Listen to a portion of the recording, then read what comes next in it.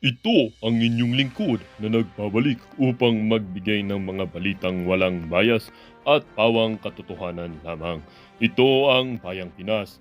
Ang isyong ito ay naging usap-usapan sa buong bansa at iba't ibang social media platforms.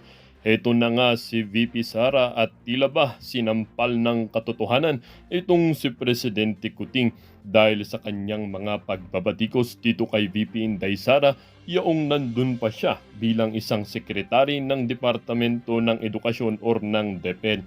Sinabi umano or inakusahan umano ni Presidente Kuting ito si VP Sara na wala raw nagawa dito nung siya ay sekretarya pa ng Departamento ng Edukasyon at sinasabing wala daw siyang nagawa na tila ba ang lahat ng pondo raw ng DepEd ay wala man lang naigasta kundi 3% lang daw. Ngunit dahil rumesbak na itong si VP Inday Sara ay tila ba napahiya itong si Presidente Kuting dahil ang confidential fund na sinasabi ni VP Sara ay naigastos para lahat para sa mga pampublikong paaralan at para na nga sa may estudyante at pagbili or pagprinta ng mga libro para dito sa mga estudyante na ito.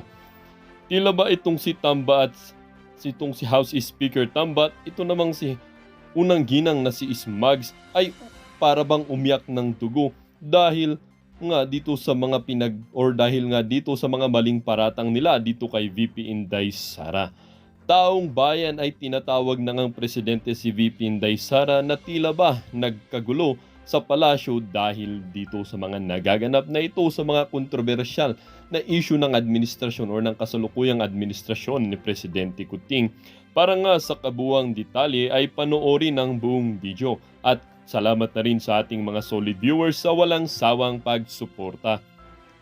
Kung bago ka naman sa ating channel ay syempre huwag kakalimutang mag-subscribe, pindutin ang notification bell, piliin na rin ang all upang laging maging updated sa mga balitang bago, totoo at walang bias dito sa channel ng Bayan, ang Bayang Pinas. Huwag din pong kakalimutang mag-iwan ng like at i-share ang ating mga videos. At kung meron ka naman pong mga opinyon, ang ating comment section ay bukas para sa inyong mga hinaing. Huwag pong kakalimutan, your opinion matters. Muli po, maraming salamat and God bless.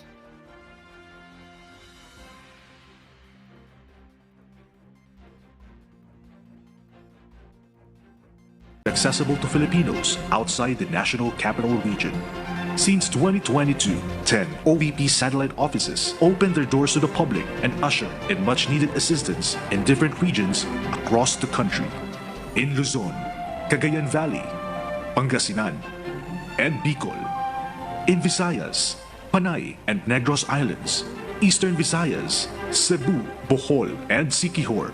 And in Mindanao, Caraga, Western Mindanao, Southern Mindanao, and the Bangsamoro Autonomous Region and Muslim Mindanao. In addition, 2 extension offices of the Public Assistance Division were also opened in Lipa, Batangas, and Tondo, Manila. Each satellite office and extension office across the country complement the functions of the central office in Robinson Cybergate Plaza in Mandaluyong. By establishing these satellite offices and extension offices, we have championed our goal to expand the delivery of OVP's social service initiatives. We have also successfully introduced new projects and programs intended to serve more Filipinos in various communities across the country. To this day, we remain committed to provide assistance to a wider number of individuals and families and work even harder in paving the way for the following programs. Medical Assistance Program. The Office of the Vice President extends essential medical assistance tailored to uplift the economically disadvantaged segments of society, including the poor, marginalized, vulnerable, and disadvantaged Filipinos. This assistance aims to alleviate the financial burdens of medical expenses. Burial Assistance Program. The Burial Assistance Program is a support initiative provided by the Office of the Vice President. This program offers financial aid to eligible clients to help cover burial expenses of families who lost their loved ones. We, at the Office of the Vice President, are continuously working together to implement new OVP programs that will enable our kababayan to access much-needed livelihood opportunities such as Magnegosyo Taday. The Magnegosyo Taday is a livelihood assistance program designed to assist men, women, and members of the LGBTQIA+ community in becoming self-sufficient, productive, and empowered citizens through the provision of livelihood subsidies and training programs. A fund amounting to 150,000 pesos will each be given to qualified organizations and 15,000 pesos to qualified individuals. They will also undergo technical and financial management training to ensure the success of their projects. OVP initiated a program that served thousands of Filipinos who rely on public transportation for their daily commutes to work, school, and other activities through the Libreng Sakay program.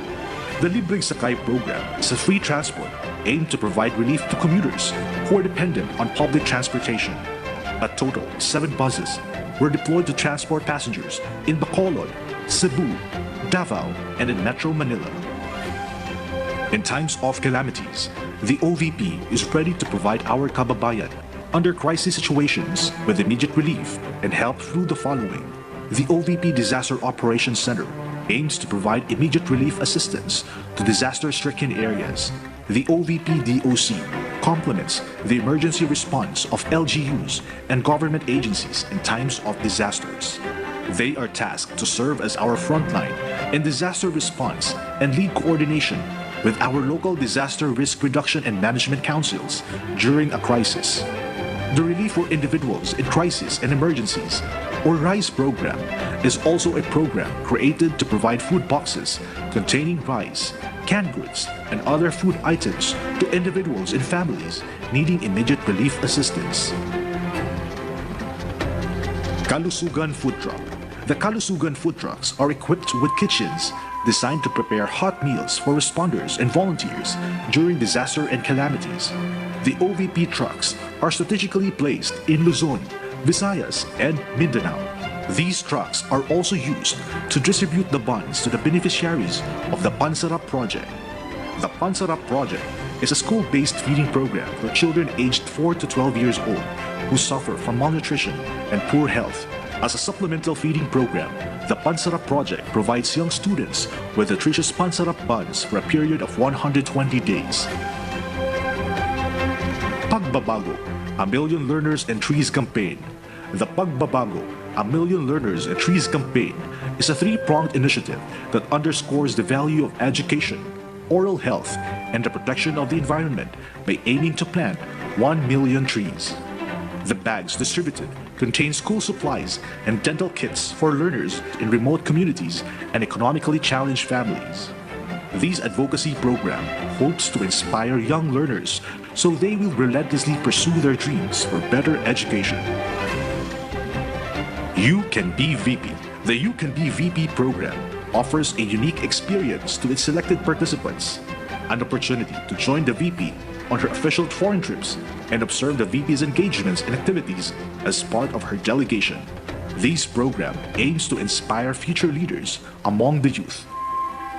Reflected in these OVP initiatives are the aspirations for community empowerment, promotion of education and patriotism, and advancement of a peaceful, secure, and stable life for Filipinos. This is the office of the Vice President. We are dedicated to serve the highest welfare of our kababayan, especially those who are most in need. We remain committed to deliver efficient, accessible, and responsive public services and programs for the good of all Filipinos. And together, we will steadfastly work with compassion, sincerity, and diligence to pursue our shared hope of a brighter future for our nation. Ladies and gentlemen, to deliver her keynote message, let us welcome the Honorable Sara Z. Duterte, Vice President of the Republic of the Philippines and Secretary of the Department of Education. Thank you. Please take your seats. Mga kababayan, ladies and gentlemen, Assalamualaikum. Madayaw, mayong adlaw kaninyong tanan. Magandang araw sa inyo lahat. Unang-una, nagpapasalamat po ako sa lahat ng mga naririto ngayon at patuloy na kaagapay ng Office of the Vice President sa paglilingkod sa mga Pilipino. Hindi matatawaran ang halaga ng inyong kontribusyon sa mga proyekto at programa ng OVP para sa ating mga kababayan. The Office of the Vice President would not have accomplished even half of what we have achieved without your trust in the integrity of the OVP, your dedication to public service, and your commitment to uplifting the lives of the Filipino people. We have a long list of organizations to thank, from the government and private sectors, from the business community, people's organizations, local government units, and private individuals. Last year, Pasidungog was a celebration of partnership we forged through the values we all uphold as government institutions with a common pursuit of a better life for Filipinos. We continue to celebrate our partnerships today as we take a closer look at the changes that happen to the individuals, families, groups, or communities that we have reached. The impact of our collaborations on the lives of those who needed medical care, burial assistance, immediate relief assistance, food aid, free public transport, and school supplies has been incredibly significant. And our delivery of public services have profoundly made a difference in the lives of our people. When we brought government programs to the communities through our satellite offices and extension offices, we essentially brought the government right to the doorsteps of Filipino homes. Essentially, we have two kinds of interventions. First, services that provide immediate help to citizens in distressing situations. And second, services that provide long-term solutions to social issues confronting our citizens. The first intervention supports people experiencing hunger, financial insecurity, medical crisis, and calamities. The second are initiatives that build the capacity of communities to address issues that impact their lives. Both initiatives aim to put Filipinos at the center of everything we do, where every Filipino has the opportunity to thrive and become participants in nation building. We received thousands of letters from groups all over the country expressing their desire to become recipients of the OVP flagship program, Magnegosyo Taday. And we also received letters from individuals expressing the same desire to become recipients of the program. Naisip namin, ang pag-unlad ay nagsisimula sa desisyon ng isang individual na maging kapaki-pakinabang. Kung kaya't binuksan natin sa OVP ang programa para sa mga individual na may pagnanais na maging produktibo para tulungan ang kanyang sarili, ang kanyang pamilya, at ang kanyang komunidad. This is proof that our commitment-based partnerships gave birth to paglaom o paningkamot. And this makes our celebration even more meaningful and inspiring.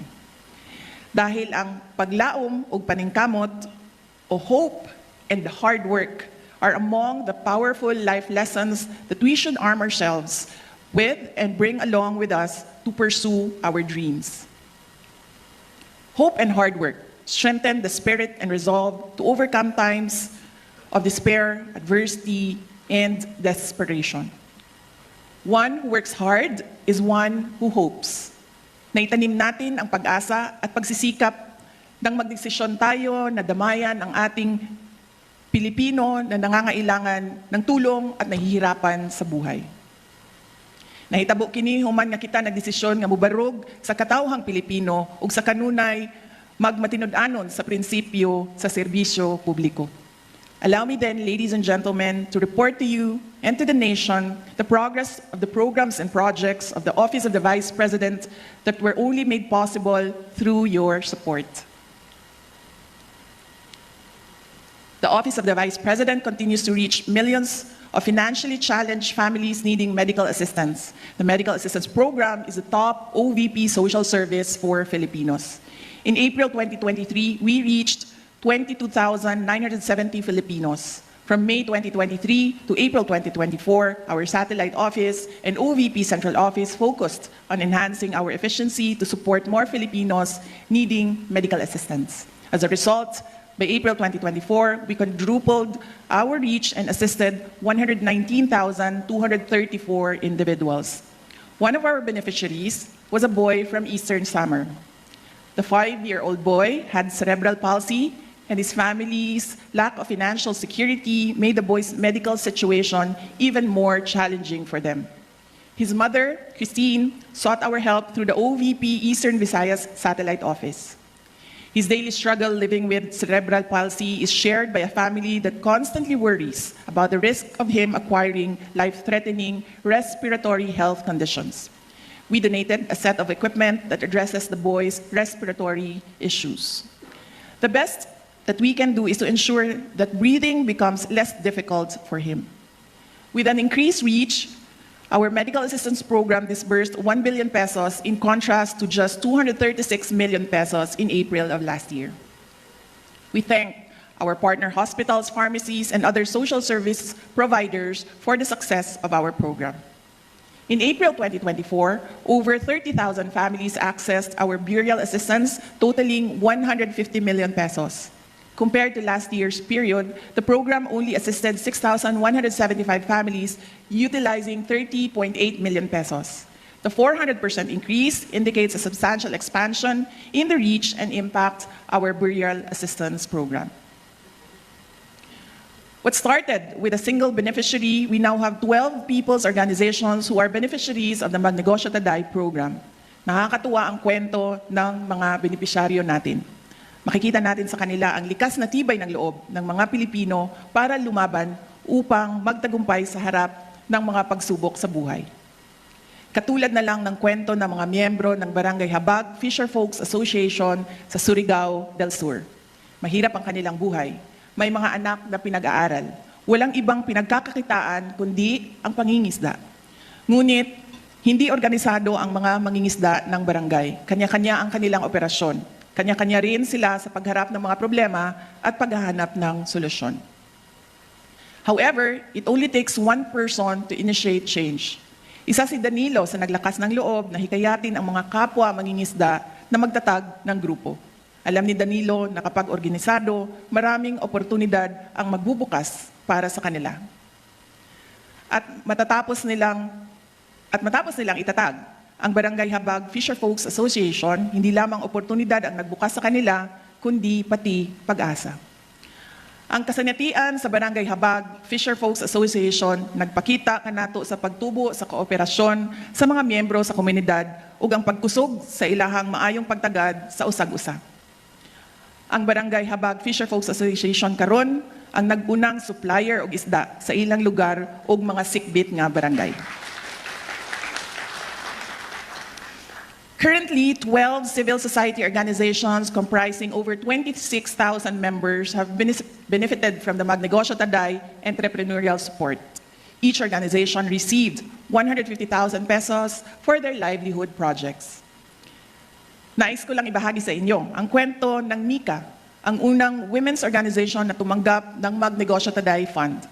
Ang mga miyembro ng Mika ay nakapagkita sa akin noong Marso para ipaabot sa OVP ang kanilang pasasalamat sa kanilang narating 2 taon pagkatapos nila naging recipient ng programa. Dalan din nila ang application forms para sa akin dahil nais kong maging member ng Mika. I am saying this because I am deeply impressed by Mika's advocacy and how the group exemplified the message of hard work and hope.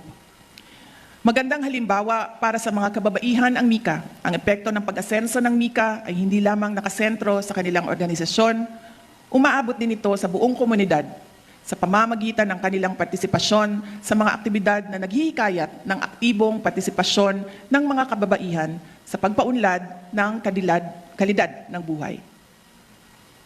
Bukas ang Magnegosyo Taday na alalayan ang mga grupo ng mga mangingisda, LGBT, mga babae, kabataan, senior citizens, PWD, mga driver ng tricycles at iba pa.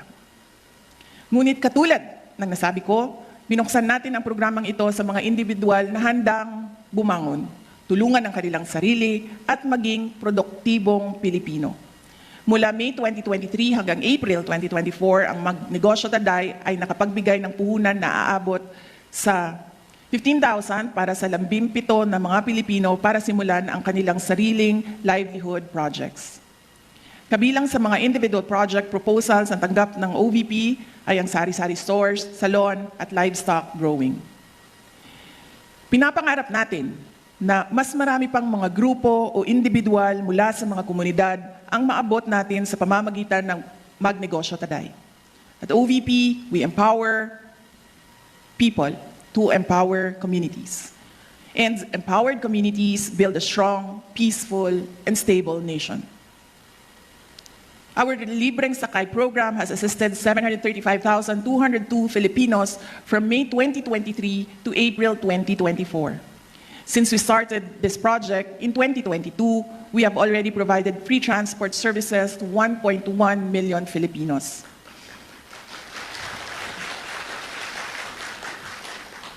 Noong Marso, ipinakilala natin si Drew na isang residente ng Quezon Province bilang pang-1 milyong pasahero ng ating libreng sakay bus. Habang nasa Manila, naging pasahero siya ng libreng sakay mula sa Ortigas Station patungo sa Cubao Q-Mart. Nalaman natin na yon ang unang pagkakataon na sumakay si Drew sa libreng sakay bus ng OVP. Our free transport service program has helped commuting students, the general public, and people like Drew and Emeline who works at a BPO company in Cebu. Kada adlaw gaatang si Emeline sa bus nga atong gi-assign diri sa Cebu. Tungod kay matod niya, doon na siya'y matigom gikan sa budget nga alang unta sa pamasahe. Ang tinigom nga plete, gamiton na lang sa lain pang mas importanteng galastusan sa panimalay. Mayroon na tayong 7 bus na nagbibigay ng libreng sakay sa ating mga kababayan sa buong Pilipinas. Isa sa Bacolod, Cebu at Davao at 4 naman sa Metro Manila.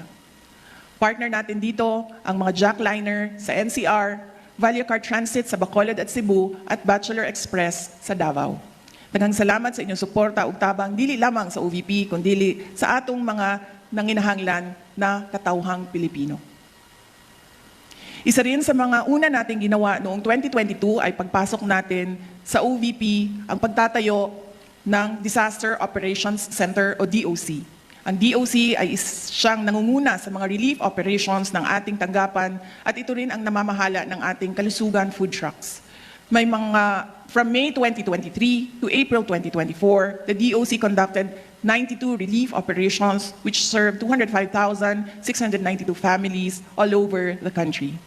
During these operations, 39,138 relief bags amounting to more than 37 million and 15,000 food bags amounting to more than 6 million were also provided. Isa sa mga nagawa ng OVP-DOC ang pagtulong sa mga biktima ng baha sa Lucena City noong Mayo. Ang ating team ay naghatid din ng tulong sa mga biktima ng baha sa Davao Region na umabot sa lampas 26,000 na pamilya sa pagsisimula ng 2024. Ang ating kalusugan food trucks naman ay naghatid ng pagkain sa mga relief responders na nandoon sa komunidad na apektado ng landslide sa Davao de Oro. Ako mismo ay sumaksi sa isang trauma session na ginawa para sa mga batang nakaligtas ng landslide sa probinsya. Nananawagan din tayo sa mga LGU na maging proactive sa pagresponde sa banta ng landslide, baha at iba pang kalamidad. Kabilang na dito ang paglilipat ng mga kababayan mula sa mga disaster risk areas sa mga ligtas na lugar. Maraming salamat sa mga satellite offices na nasa frontlines para masiguro na maayos ang paghahatid natin ng tulong sa mga biktima ng mga kalamidad. Samantala, ang ating RICE program ay nakapagbigay naman ng 22,311 food bags sa mga kababayan natin na nahaharap sa krisis at higit na nangangailangan ng madaling tulong. Bilang isang ina, mahalaga sa akin na mahubog natin ang kamalayan at kaalaman ng mga bata para magkaroon sila ng magandang kinabukasan. Nagsisimula ang lahat sa pagtuturo sa kanila kung paano mangarap at pagbibigay sa kanila ng gabay para maisakatuparan nila ang kanilang mga pangarap sa buhay. Sa OVP, tinitiyak natin na kabilang sa mga programa ang para sa mga kabataan. To encourage Filipino learners to value education and environmental stewardship, OVP has distributed more than 186,000 bags containing school supplies and dental kits through the Pagbabago, A Million Learners and Trees campaign. We aim to distribute 1 million bags and plant 1 million trees by 2028. Through the program, we planted more than 266,000 trees from Luzon, Visayas, and Mindanao. Dako ang paghinaot sa tabang sa mga partners ug sa panguna sa mga satellite offices nga makabuot nato ang atong mga targets. Naniniwala ako at base na rin sa mga sigla at tiyaga ng ating mga satellite office staff at partners mula sa iba't ibang ahensya ng pamahalaan, kabilang na ang DNR, DepEd, Armed Forces of the Philippines, Philippine National Police, NGOs, community groups, church organizations, at mga advocates. Magagawa natin ito. Umabot na nga tayo sa iba't ibang liblib na lugar ng Luzon, Visayas at Mindanao para sa ating programa. Narating natin ang mga conflict areas ng UPI sa Maguindanao sa pamamagitan ng ating satellite office sa BARM. Dahil dinadaanan ng maraming giyera, hirap sa pag-aaral ang ating mga kabataan sa lugar. At alam natin na nagiging mas vulnerable ang mga kabataan sa mga conflict areas kung hindi natin sila nabibigyan ng atensyon at tulong. Narating din natin ang mga bundok ng Bukidnon sa pamamagitan ng OVP, Southern Mindanao Satellite Office. Narating din natin ang liblib na lungsod ng Palanan sa pamamagitan ng OVP, Cagayan Valley Satellite Office. Isolated area ang Palanan mula sa ibang bahagi ng Sierra Madre. Mararating lamang ito sa pamamagitan ng eroplano, bangka o ilang araw na paglalakbay sa gubat. Ngunit wala namang mas mahalaga para sa isang tapat na lingkod bayan, kundi ang tunay na makapaglingkod at maiparating sa ating mga kababayan ang ating serbisyo. Salamat sa mga tumulong sa OVP para marating ng OVP Cagayan Valley Satellite Office ang ating mga kababayan sa Palanan.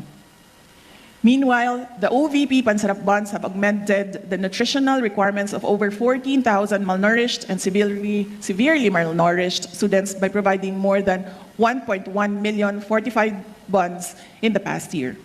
Napatunayan ng iba't ibang mga pag-aaral na ang nutrisyon ay may malaking papel sa paghubog ng ating mga kabataan. Hindi lamang ito mahalaga sa kanilang pisikal na mga aktibidad, kundi pati na rin sa kanilang talino. Ang unang hangarin natin ay makita ang pagbabago sa timbang ng mga kabataang underweight at ito ay epektibo sa unang pagpapatupad natin ng programa sa Davao at Nuro sa UPI, Maguindanao. Kaya naman, dinala natin ang programa sa Estancia Central Elementary School sa Iloilo. Maraming mga learners sa paaralang ito ang mga undernourished. Sa loob ng 120 days, inaasahan natin ang magandang resulta sa pamamagitan ng pagbibigay sa mga kabataan ng nutritional bonds na may 10 flavors na pinatibay ng mga nutrients tulad ng vitamin A, carbohydrates, protein, calcium, at iron. Kasabay ng programang ito ang masusing pagsubaybay ng mga nutritionists sa pag-unlad ng kalusugan ng mga bata. Our You Can Be VP program, or You Can Be Vice President program, also continued, and our participants joined me during my official trips abroad. The program already has 5 student participants. We envision that through this program, we will be able to foster leadership among the youth and instill in them the skills they need to develop to become effective leaders. One of the program participants was Elise. She embodies someone who knows what she wants, but also knows that she must work hard to get it. One day, we received a letter from Elise in which she expressed her desire to participate in the program after learning about it from several social media posts. It was for me a demonstration of her character as a young Filipino with a dream and the determination to make this dream come true. Hindi po tayo laging nakakatanggap ng sulat, katulad ng sulat na ipinadala sa atin ni Elise. Nakita natin sa kanya ang mga ilang bagay na nais nating pamarisan ng ibang mga kabataang Pilipino. We selected Elise as a You Can Be Vice President participant as she joined me in Kuala Lumpur, Malaysia in February. After the program, we learned from Elise that she won as the Student Council President of Santa Cruz Integrated High School in Lubao, Pampanga. She embodies hard work, optimism, and determination, and her self-confidence will tremendously help her fulfill her dreams. At this point, allow me to honor the 4 other student leaders who have joined me on my official trips abroad since we started the program in 2022. Trix is a grade 9 student from Dinalupihan, Bataan. Naomi is a grade 8 student from Bacolod, Negros Occidental. Kester is a grade 4 student from Danao, Cebu. And Charame is a grade 8 student from Northern Samar. They have stories that could inspire young Filipinos to value education, pursue their dreams, and become agents of change as leaders. And they have stories that could become our anchor of hope that one day the Philippines will be led by Filipinos named Elise, Trix, Naomi, Kester, and Chiara. Since May 2023 to April 2024, I had 56 diplomatic engagements. These activities with various countries have contributed towards deepening and broadening the bilateral relations with our partner countries. In my capacity as Secretary for Education and President of the Southeastern Asian Ministers of Education Organization, or SIMEO Council, I visited Brunei Darussalam, Singapore, Republic of Korea, Malaysia, and the Kingdom of Cambodia. Let me emphasize, however, hindi kasali sa ASEAN ang Korea, but I was there because I was invited by the government of Korea. Let me emphasize, however, that these engagements were all carried out under the authority as the Vice President. During courtesy calls and meetings, I was able to meet 41 ambassadors, my counterparts as Secretary for Education and Vice President, and other foreign dignitaries. Since assumption into office, we have been moving around the country, meeting with different communities, consulting with organizations, and talking to LGU officials. From May 2023 to April 2024, we participated in 342 meetings and events all around the country. These visits keep us in touch with the realities on the ground, and they remind us of the work that should be done. Mga kababayan, ladies and gentlemen, while we celebrate our success, we are not really here to congratulate each other, tap each other's back, or make ourselves feel better for what we have achieved. I take this as a reminder of the more significant challenges ahead of us as we continue to fulfill our aspirations for the Filipinos. I also take this as a reminder that we are here based on our commitment as responsible leaders and Filipino citizens. At sa pagpapatuloy natin ng ating mga programa, araw-araw ay patuloy din nating maririnig ang iba't ibang kwento ng buhay mula sa mga Pilipino na dudulog para humingi ng tulong sa atin sa Central Office ng Office of the Vice President at 10 satellite offices at 2 extension offices. At aasahan nila ang ating pagpapasya. Katulad ng ating pagpapasya sa nakalipas na 2 taon kung saan nagdesisyon tayo na maging epektibong ahensya ng pamahalaan para sa mga mamamayan. Inaasahan ng mga Pilipino na mananatili tayong tapat sa ating tungkulin sa kanila at sa ating bayan. Yan po ang hamon sa atin. We are given the opportunity to serve the people and become institutions that would help restore the people's trust in our government through effective, relevant, and timely public service.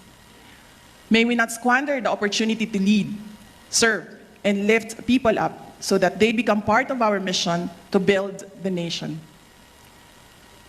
Lastly, let me say that the power of collaboration to make things happen can only be put into play if all the actors involved, if all of us here fully dedicate, fully commit to honoring our social contract with the people. And we have proven that we are focused, we are resolute, we are strong. Mga kaigsuunan, wala pa natapos ang atong kontrata sa mga Pilipino. Hangtod nga gagahupot kita og katungdanan, mubo man kini o taas, magpadayon ang pagtawag kanato aron alagaran ang katawhan. Kanunay unta nato kining mahinumduman. Ug sa kanunay, unta kita magpabilin nga mga lider ug mga taong gobyerno nga galantaw sa kaayuhan sa mga Pilipino. Mga lider ug taong gobyerno nga sa kanunay mobarog alang sa interes sa mga Pilipino. Ug mga lider ug taong gobyerno nga matidunod-anon ug sa kanunay gasubay sa prinsipyo sa pagsilbi sa publiko. Salubungin po natin ang panibagong yugto ng ating kolaborasyon na may nag-aalab na pagsisikap at pag-asa para sa mga Pilipino at para sa